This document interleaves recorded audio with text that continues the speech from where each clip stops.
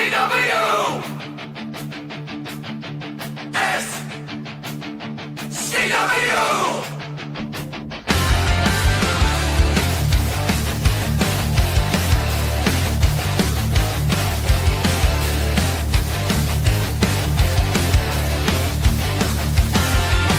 Lights go down, hear the thunder roll. Step in the ring, gonna lose control. Fire and fury, we're ready to fight. SCW, we own the night. SCW, feel the power. Turn it up, this is our hour. SCW, hear the crowd. Stand up, stand strong, screaming loud. SCW, feel the power. Turn it up, this is our hour. SCW, hear the crowd. Stand up, stand strong, screaming loud.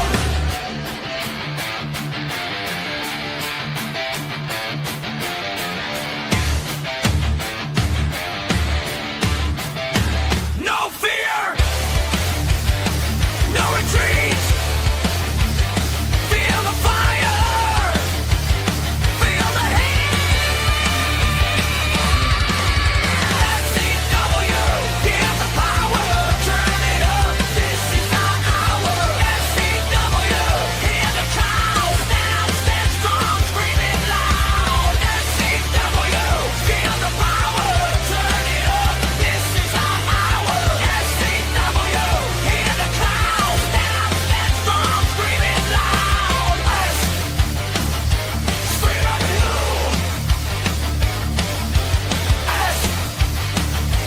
Straight up you. We are the night.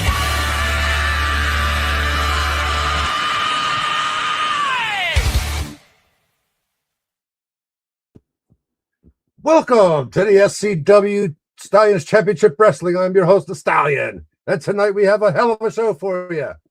Tonight we're going to do some reviews. And towards the end of the show, I got a surprise for everybody. A big announcement we're going to do tomorrow night. You don't want to miss any of this. You want to come here. Tell your friends, tell your family, tell whoever you want to come see Stallions Championship Wrestling. Tonight, let's begin.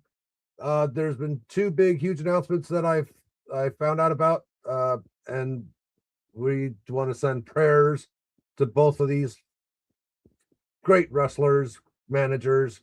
If nobody has heard, that Dr. Style Slick is in ICU. He had open heart surgery, so prayers to your family and to Dr. Style Slick, great manager of the 80s, early 90s. Of WWE, formerly known as WWF. We want to send our condolences and hope that Dr. the Slick gets better. Also with Conan, he's going in for another surgery. Best of luck to him also. Tonight, what we're going to do, I'm doing different time frames, trying to see what works, what doesn't work. Because I know a lot of people like wrestling, and I'm trying to see what time frame works for everybody that people can come and join. We're going to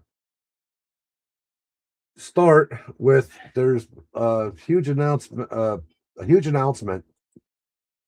that they finally did.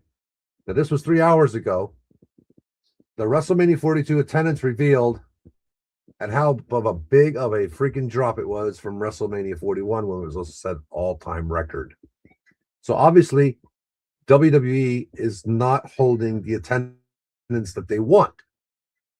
As we talked about, it's the same old people. So let's see what they have to say. The official numbers from Las Vegas 42 attendance was down roughly about 15% from previous years, and that's because their matches are starting to. It's the same old shit. You already know what's going to happen. It's already predictable. It's not like it used to be where you couldn't predict anything. I mean, you could assume, say, let me use when it was something that was unpredictable. Okay, here's a perfect example. Andre the Giant in WrestleMania 3. Everybody knows this, but when Hulk Hogan picked up Andre, he didn't kick out when Andre fell on him. But they made it that it looked like it did. Hogan did kick out, but he really didn't.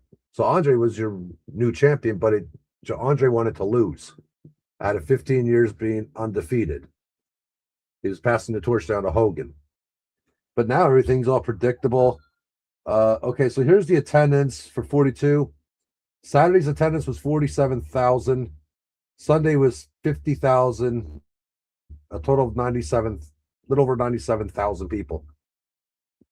That stadium, if I'm not mistaken, could have held at least 100, close to 100,000 people for like 2 nights, and you or more, and you got to go back and find out what's going wrong. And number one is your sales ticket prices are. I remember when I went to a WWE live event, I had ringside seats for $15. Okay, now you're paying $5,000, $7,000, $10,000, $15,000 for one ticket.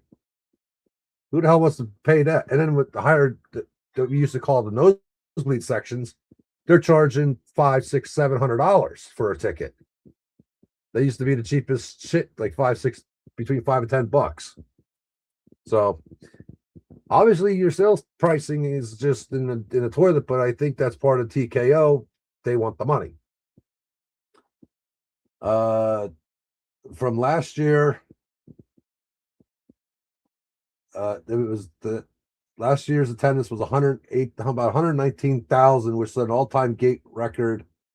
TKO says this last year's WrestleMania was still one of the biggest gates ever, meaning 41, not 42. And with 42, it was just not very good. But, you know, what are you going to do?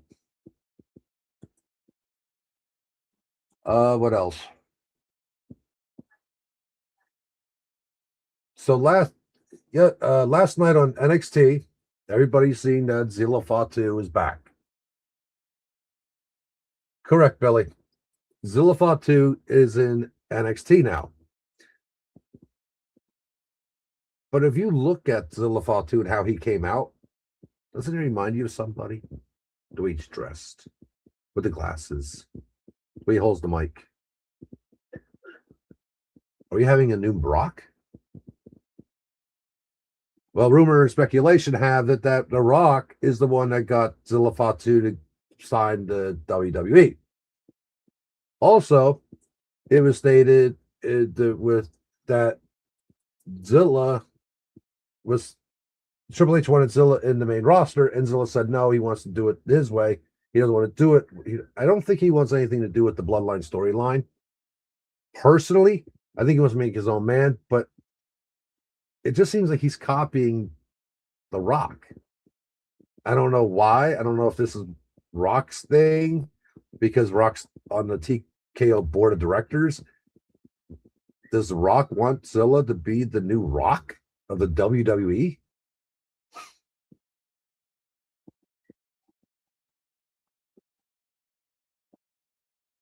So I'm just, the more you look at it and the more you see,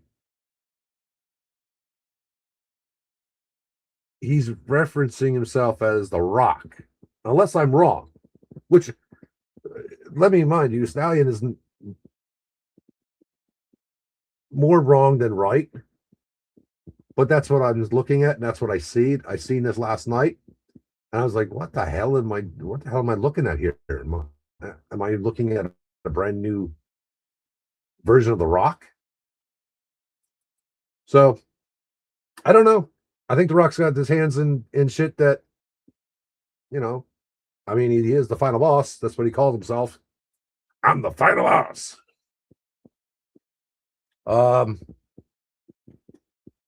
Sunday night's main event, which I think is so stupid. It's always been Saturday night. They should have just left it at Saturday night and just made it Saturday night, but the hell do I know? Sunday night's main event. There's one match I'm definitely looking forward to, and that's Cody Rhodes match. And I think Cody's going to lose.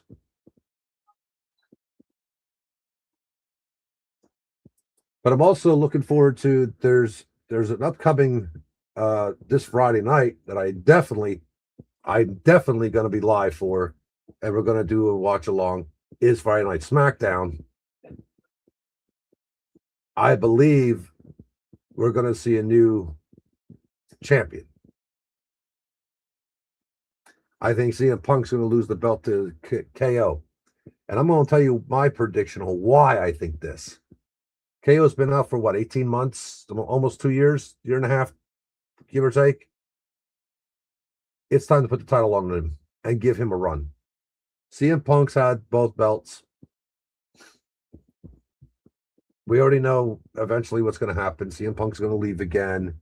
CM Punk's going to just go away. Put the title on KO. He's younger, more vibrant, more ready to rock and roll.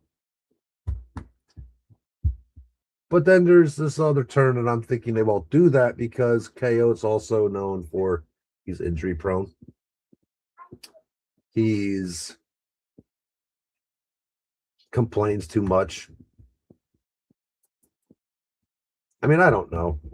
If you ask me, I think KO should be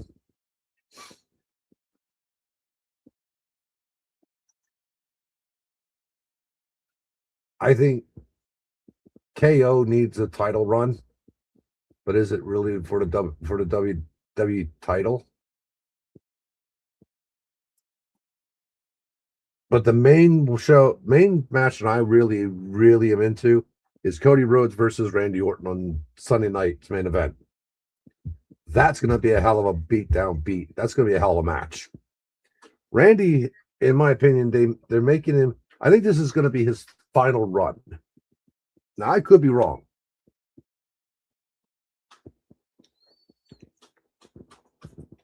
But the way they're making the storyline, it sounds like that Randy Orton this is his final run, final turn. I don't know. I would like to say no, because there's more Randy Orton can give, but with all the injuries that Randy has suffered and has done over the years with Evolution, with when he first started,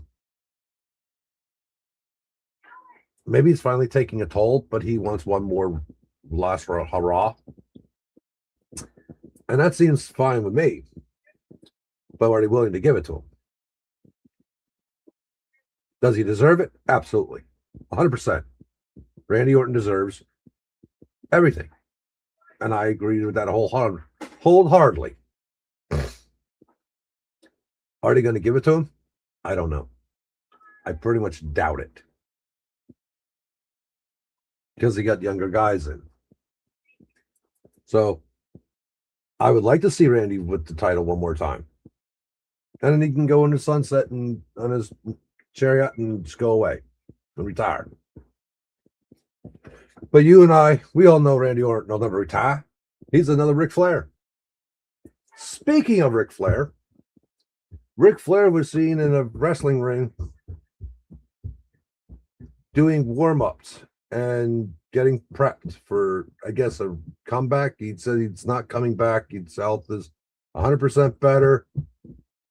When he did his final match, that was in Tennessee, I believe it was, when it was him and Andrade El Idolo versus Jeff Jarrett and Jay Lethal.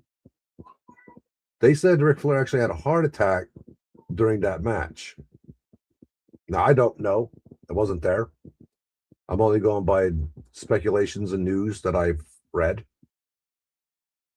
But he's in the ring, doing warm-ups, getting I don't know if it's a rehab thing. I don't know if he's wanting to return to the ring. I don't know. If you ask me, Ric Flair is, well, he says it pretty much himself. He's God of the sport. The man went through a train not a train, I'm sorry, a plane crash, survived that in the 70s with a broken back and everything else came back. NWA made him the face of rest of the NWA, put the 10-pound gold on him. He was all, if you look at wrestling, you have to claim Ric Flair's on the top of that, of the whole damn thing. Now, Ric Flair, I think, would be great as a manager if he wanted to return, but not as a competitor. As a competitor, he's got to protect himself. Being a manager, I think, is great. He knows how, he knows them, he knows the ins and outs. The man's been doing this for what, 40, 50 years. So he can pass down his knowledge to somebody else.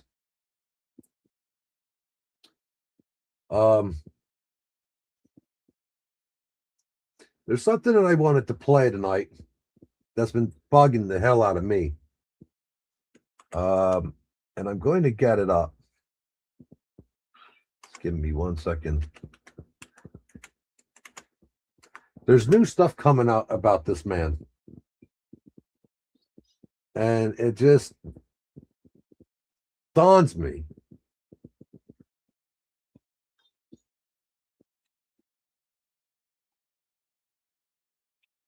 how, if I can find it,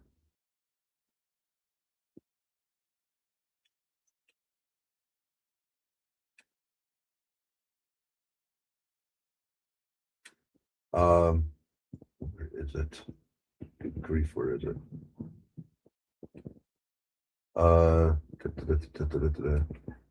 Just, I'm sorry, give me 1 minute. All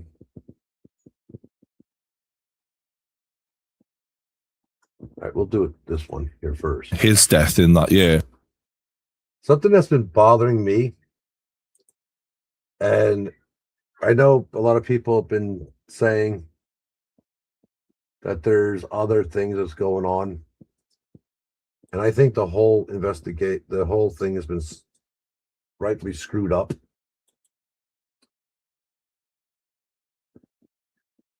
So here we go.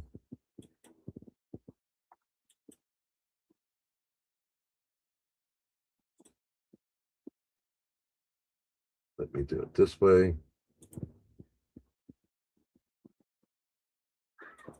You were close with both of them. When I watched your early years, you wrestled them a lot and seemed really tight with them.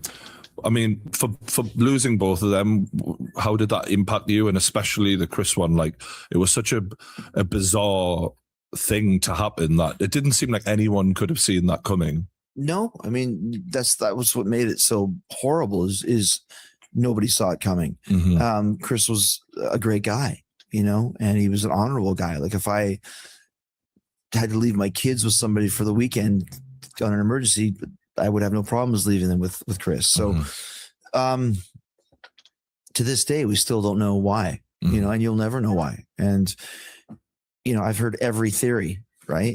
Even demonic possession, like every theory in between.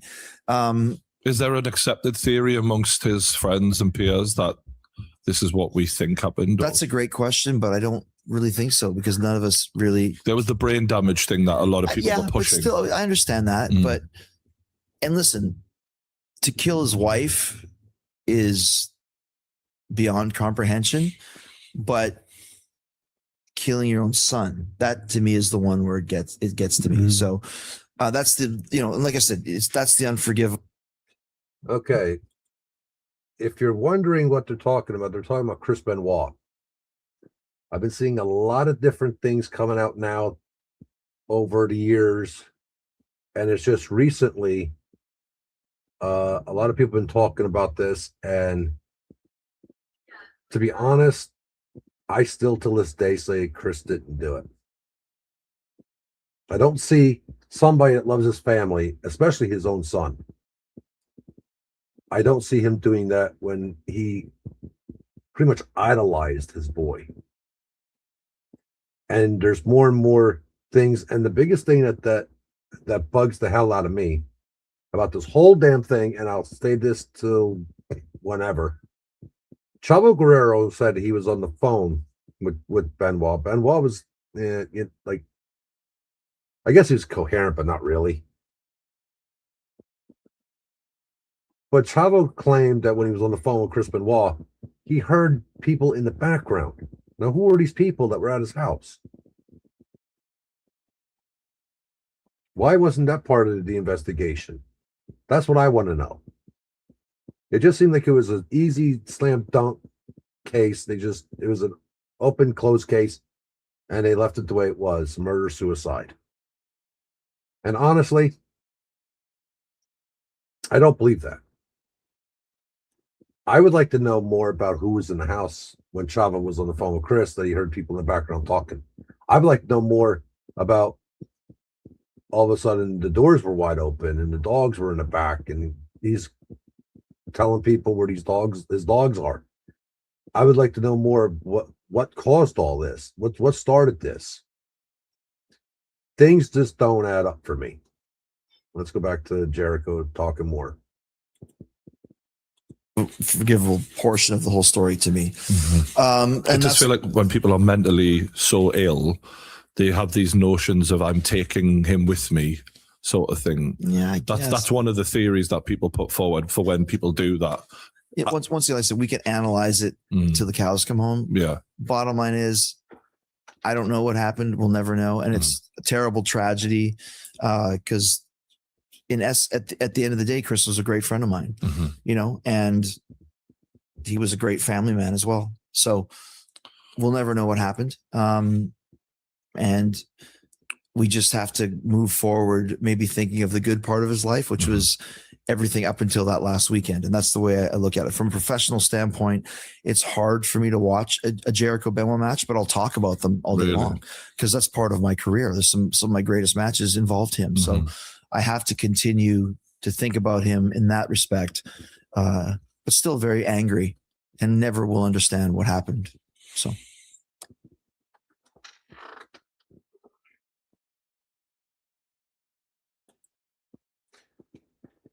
But like I said, there's a lot of new things.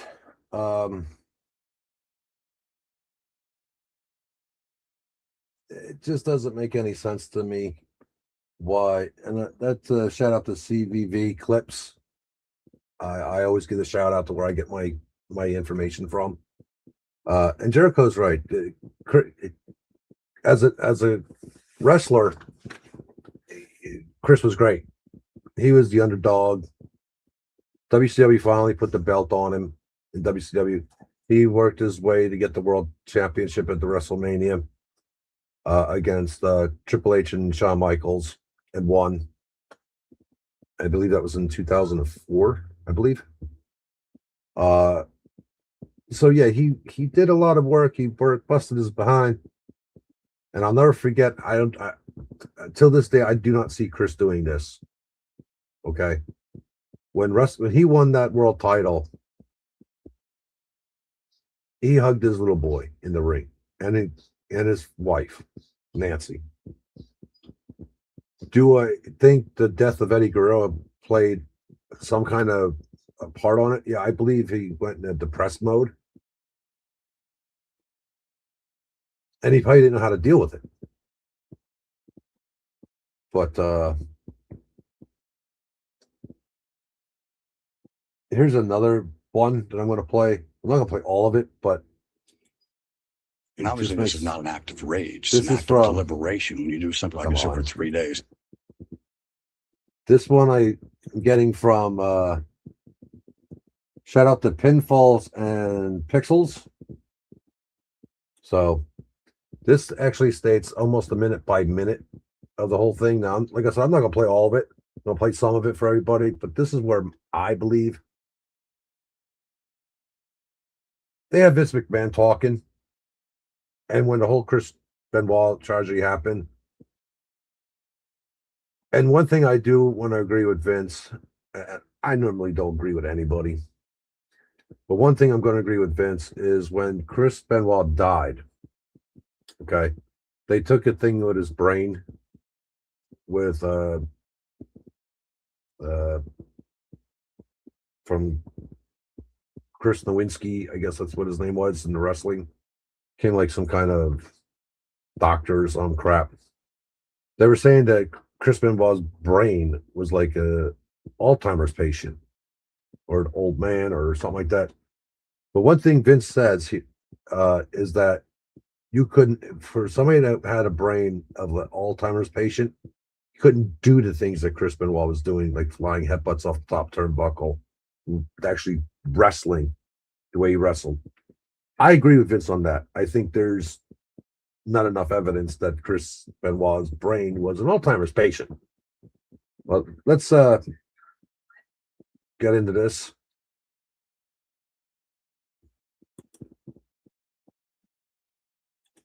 It's not an active rage, be it steroid rage or roid rage, whatever it's called, or any other rage. But this guy's a professional wrestler.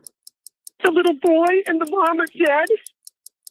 June 25th, 2007, Corpus Christi, Texas. Inside the American Bank Center. It's late afternoon, around 4 p.m. local time. Backstage, people are already dressed to wrestle. Their gear is laid out, production sheets are printed, and the show is hours away from going live. And then the call comes in. Police in Fayetteville, Georgia have entered the home of Chris Benoit. They would find 3 bodies inside, an adult male, an adult female, and a child. The residence was now being treated as a major crime scene, but no details beyond that. All the WWE knew was everyone in that house was dead. Within that hour, everything changes. From 4 p.m. to 5 p.m., the live event scheduled for that night is canceled. Producers start tearing up the script for Monday Night Raw. Entire segments get scrapped. Matches that had finishes planned just hours earlier are now irrelevant. They didn't have time to investigate or wait for facts. They had to go live in just a few hours, and they had to decide what this show was going to be. Around 5 p.m., the decision is made. This won't be a normal episode of Monday Night Raw. It will be a tribute, a full show dedicated to the life and career of Chris Benoit. And at this point, nobody in that building really knows the truth. Not the wrestlers, the commentators, or even the people editing the video packages. All they know is that a respected veteran, a former world champion, is gone. Between 5 and 7:30 p.m., phones are going off constantly. Wrestlers are calling each other. Some are hearing about it for the first time through text messages. Others are being pulled aside backstage and told quietly, one-on-one. There's confusion in every direction, and people are asking the same questions. What happened? Was it an accident? Was it carbon monoxide? Was it something medical? But no one has answers. 7:30 p.m., just before Raw goes live, production is rushing to build tribute packages. Footage is being pulled from years of matches, WrestleMania moments, title wins, and highlights of Benoit at his peak. The editors are working against the clock. All they have is raw footage and a deadline. 8 p.m., the show opens. No pyro and no music to hype the crowd. Just Vince McMahon standing alone in the ring. The same Vince McMahon character who, just a week earlier, was part of a storyline where he had died in a limousine explosion. The storyline would be dropped instantly. He looks directly into the camera and speaks as himself, not the character, just Vince McMahon. And he tells the audience that Chris Benoit is dead, and that his family is dead, and that tonight's show will be a tribute. The next 2 hours unfold in a completely different tone than anything Raw usually is. No matches, just memories and video packages. Wrestlers speak directly to the camera. Triple H talks about Benoit as a competitor, and William Regal struggles to get through his words. There's real emotion in these interviews because everyone speaking believes they're honoring someone they. Okay, let me get here quick.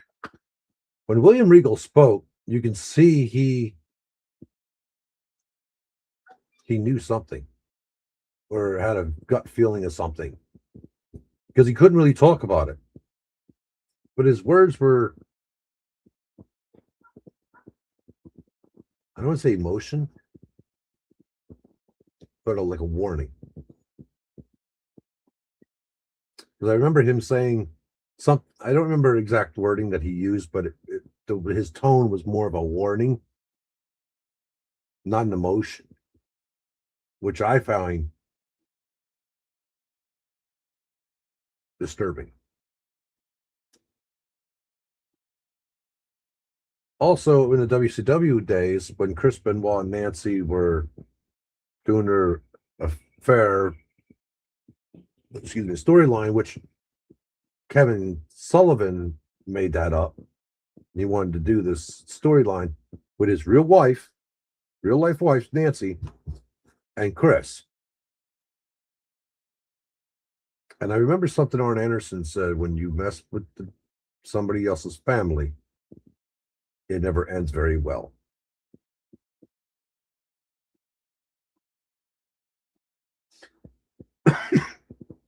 I'm just saying, there's just too much. There's things are being, in my opinion, were left out of this investigation. I don't know exactly what. I don't know if they felt this is an easy, open, closed case. I don't know. And I just wanted to put it to bed. But this has always been bothering me since Chris passed away. None of this makes sense to me. None of it. I just wanted to let everybody know that what those two gentlemen said, if you think about it, were they wrong? Respected. Meanwhile, outside the arena, while this tribute is airing live across the country, investigators are still inside that house in Georgia, and the details are starting to come together, slowly and away from the cameras. By the end of Raw around 10 p.m., the show closes the same way it began, focused entirely on Chris Benoit's legacy. But within hours, everything changes, and everything that aired on this show immediately becomes something else entirely. Let's jump back to June 22nd, 2007, Fayetteville, Georgia, late afternoon. 3:30 p.m., Chris Benoit picks up his phone and calls Chavo Guerrero. He leaves a voicemail, and he says his wife, Nancy. Now, remember, I told you about the thing with Chavo. Just remember what I said. We'll get back. And his son Daniel are sick, and they may have food poisoning. He says he won't be able to make it to the WWE live event in Texas that night. 3:42 p.m., Chavo listens to the message, and something about it doesn't sit right. 3:44 p.m., Chavo would call Chris, and Chris would answer. They would talk for a few minutes. He says the same story, but his voice is off, low energy, slower than usual, and Chavo hears it. Before hanging up, Benoit says something that sticks. I love you. He emphasizes it. Chavo doesn't hear that from him often. 3:56 p.m., 12 minutes later, Chavo calls him again but gets no answer. He leaves another voicemail, asking Benoit to call him back, but that call never comes. Around that same time, Benoit is also speaking to another coworker, and he tells a slightly different version of the same story. Nancy isn't just sick, she's vomiting blood. Between 4 and 6 p.m., WWE is informed that Benoit won't make the show. Internally, this isn't treated as a major issue. It happens all the time. Flights get changed, family emergencies come up, plans shift. They rebook him for a flight the next morning so he could still make the pay-per-view in Houston. While all these calls are happening, while that story is being told over the phone, investigators later determined that Nancy Benoit is already dead. She would later be discovered restrained, strangled, wrapped in a blanket, with a Bible placed nearby. But no one knows any of that. To everybody else, Chris Benoit is a wrestler at home dealing with a sick family. He's still answering calls, and he's still making travel arrangements. He's explaining why he won't be at the show. Everything looks normal. From the evening into that night, communication slows down. Calls stop being returned. But that doesn't raise alarms just yet, because from WWE's perspective, they already know what's going on, and he'll be back tomorrow. Every call that day and every explanation, every detail about sickness, hospitals, and travel, all of that is happening after the first death inside that house. The next day, June 23rd, 2007, from around 9 a.m. to noon, WWE is expecting some kind of confirmation. A flight update, a call, something, but nothing comes in. They assume he's still dealing with his sick family. Later that morning around 11 a.m., Chris Benoit contacts WWE Talent Relations. He says his son is vomiting and they're at the hospital. He won't make the scheduled travel yet. From noon to 3 p.m. inside WWE, adjustments continue. Travel plans remain flexible. They're still expecting him to show up for the pay-per-view the next day. Nothing about it feels like a disappearance yet, just a delay.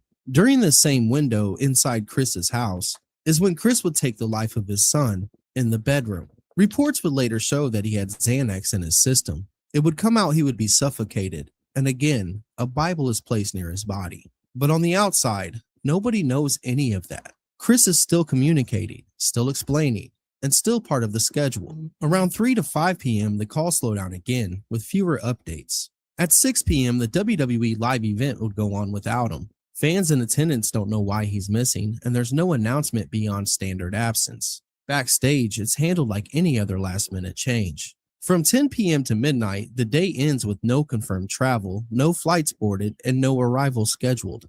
By the end of this day Saturday, both Nancy and Daniel would be dead. June 24th, 2007, 3:51 a.m., phones start to light up. While most of the roster is asleep, a small group of people receive a message from Chris Benoit. Not a conversation or an update, just an address. 3:53 a.m., another message comes through. Same address, sent to multiple people. 3:54 a.m., a third message, this time sent from Nancy's phone. Same address again, exact wording. 3:55 a.m., a fourth message, again from Nancy's phone. Again, just the address.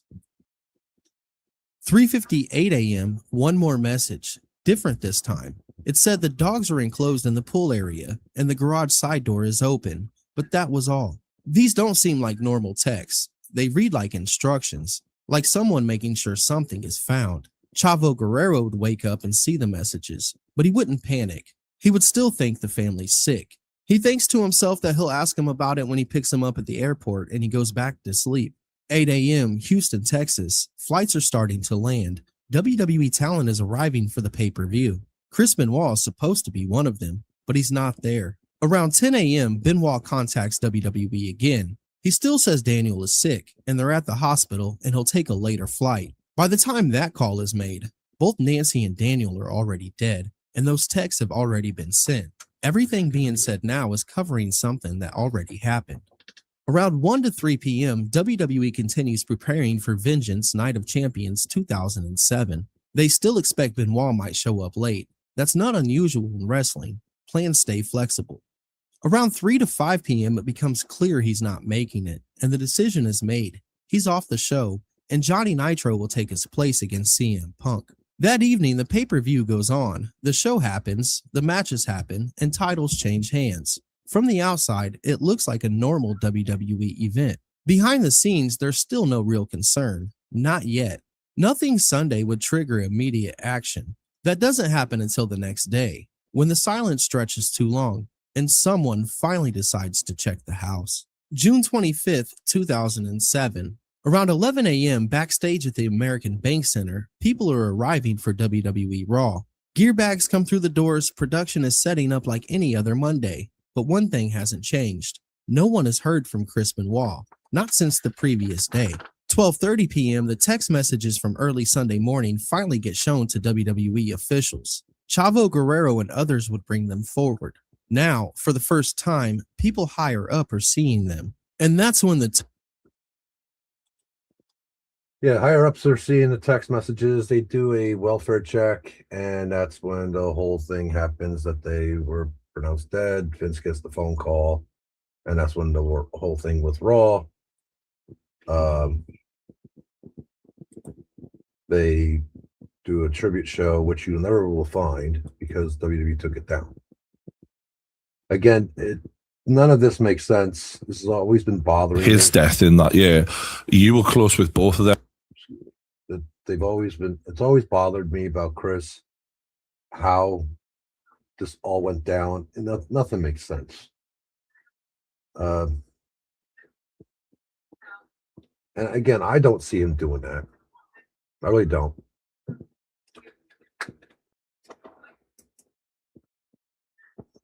I'm going to get more information on this, and I'll let everybody know more.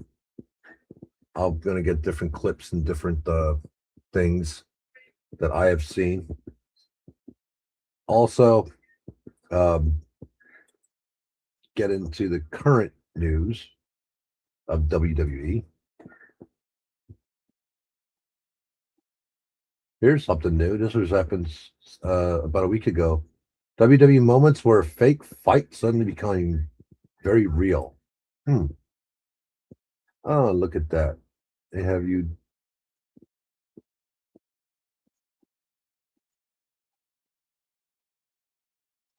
Story. No.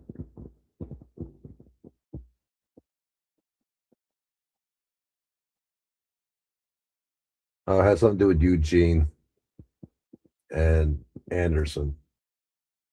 I guess they had a beef and whatever. Sometimes wrestlers, they take it too far, especially if it's like a rib or something.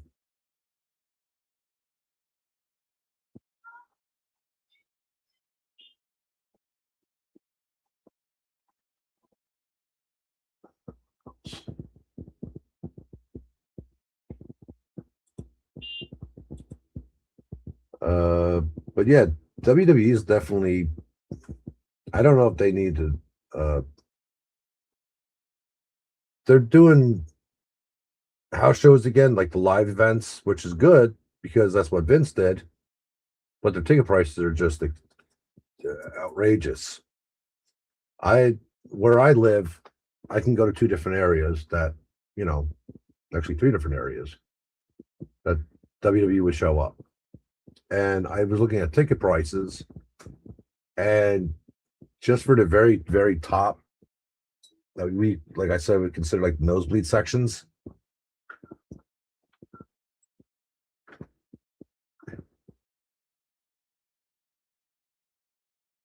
They're like $300 a fucking seat for one person. I'm not paying $300 for a seat when you're all the way in the top. I can see that being close to ringside, like not up in the ringside in the very front row, but further back. And I think the TKO has something to do with the ticket prices, in my opinion, because they, own 51% of it.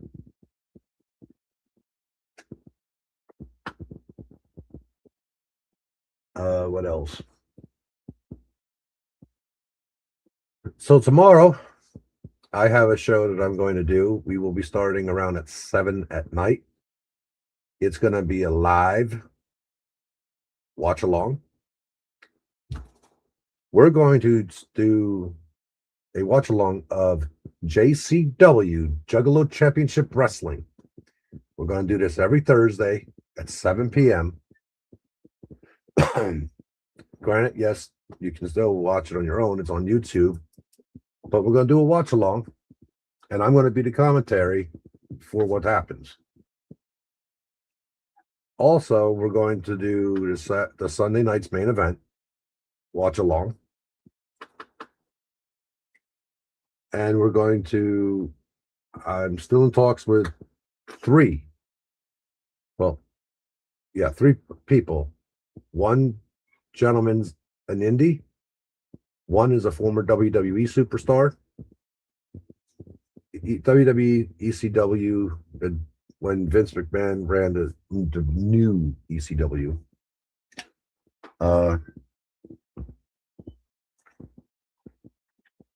And a former a former WCW talent that used to wrestle for WCW. So I got some of them lined up. They're going to be Q&As. We're going to let the chat ask whatever they want. And we're going to discuss, what made them start their wrestling career, what were they looking for, things like that. Also, we're going to,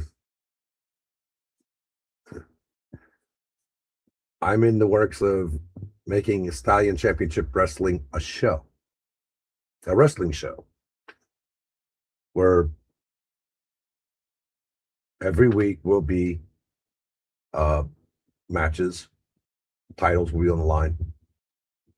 Any kind of match you think I can come up with. It's going to be very interesting how I'm going to do this. So you don't want to miss that. We're also going to have, every now and then, I might have a special guest come up. And we'll discuss wrestling. I'm also going to do probably every now and then a late night watch along, because a lot of people they don't know wrestling like it used to be back in my day. So I'm going to do a watch along of like old wrestling, like old, like Mid-South wrestling, AWA wrestling, NWA. So yeah, I'm doing new things. This is something that I'm very passionate about. I've grown up in this business per se. I've never been a wrestler. I did look into it when I was younger about being a manager, but when I went to talk to the gentleman about how to all do this, and I'll shout out the Bad Crew.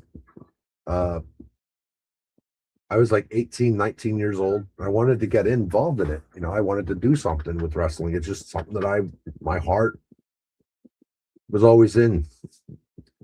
And when they told me I was too small, I was like, oh, that kind of sucks. There goes my dream. So I just left it go, and I never, did anything with it.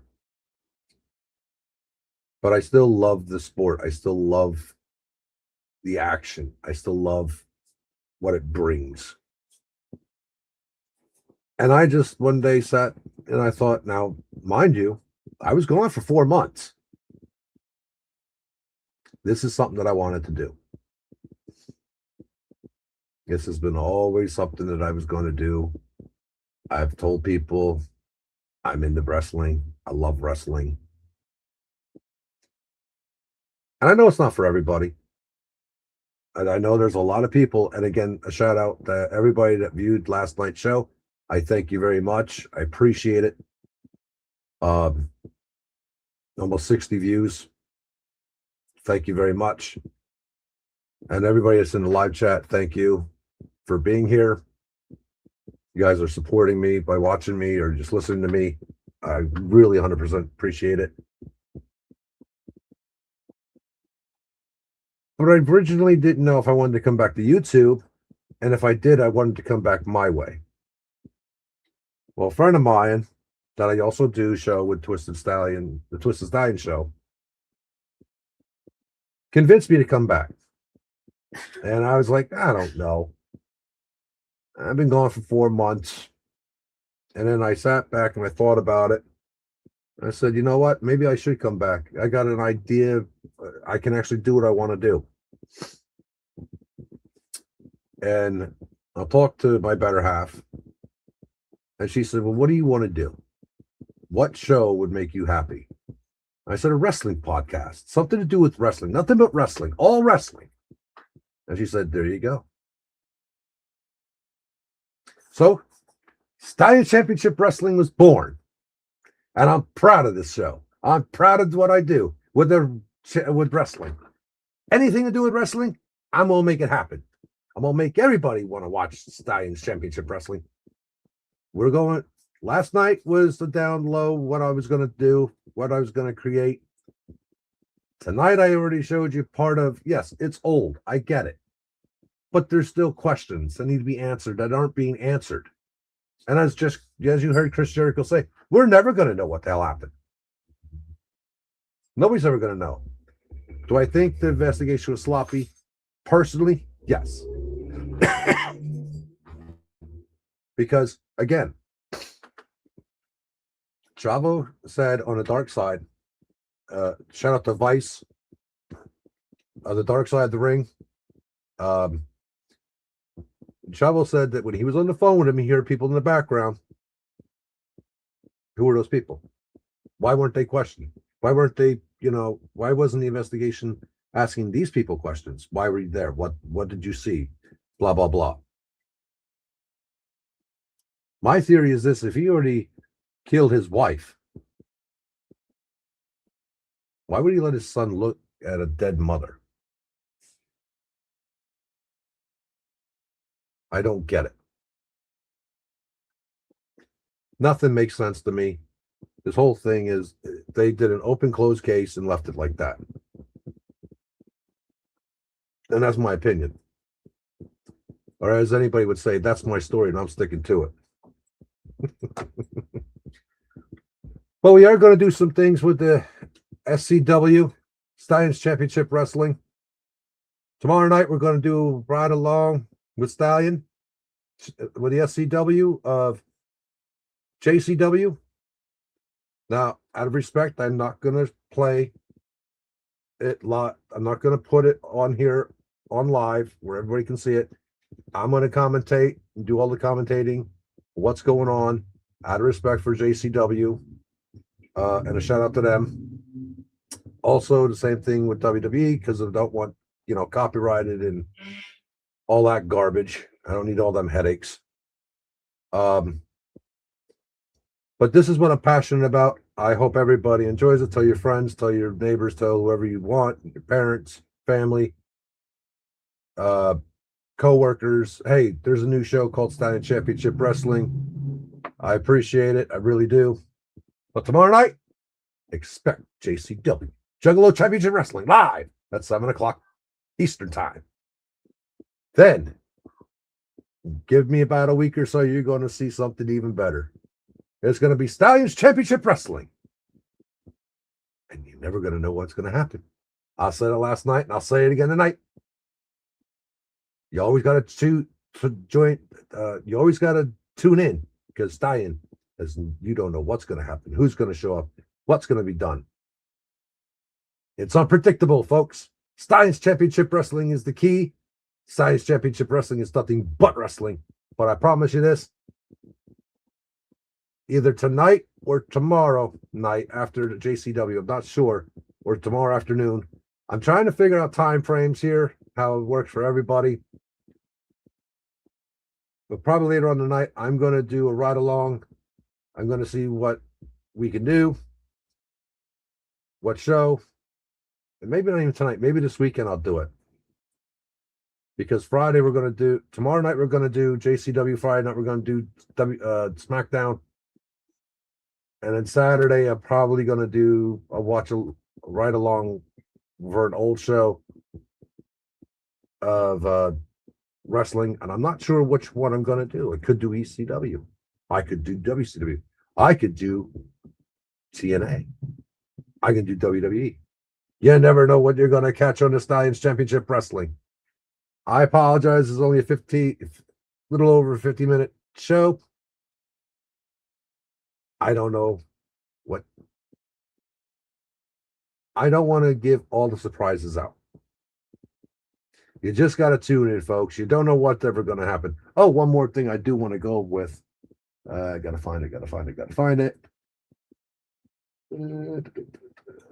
Hold on, I gotta find it.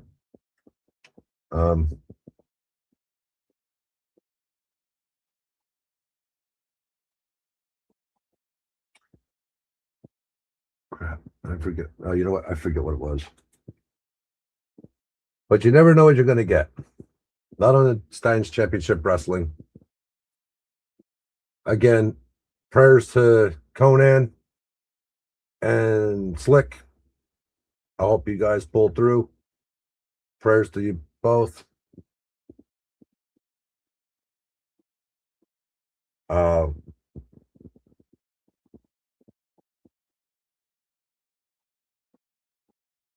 Saturday's going to be the Lucha AAA. What else? So there's going to be this is going to be a lot of fun. I don't know. I only got like 3 people watching me live, and that's fine. I appreciate the 3 people that are watching me. It's a startup show. I changed what I was doing. I'm doing what I'm passionate about. Again, thank you everybody for the almost 60 views from last night's show. I really do appreciate it. It helps me out. Helps me get monetized. And it's pretty much the show tonight, guys. I want to thank everybody for coming to the Stallion Championship Wrestling tomorrow night, live at 7 p.m. It's a ride along with the SCW Stallions Championship Wrestling. We're going to be going through Juggalo, JCW, Juggalo Championship Wrestling. Be there and let everybody know. It's Stallion's Championship Wrestling. Have a good night.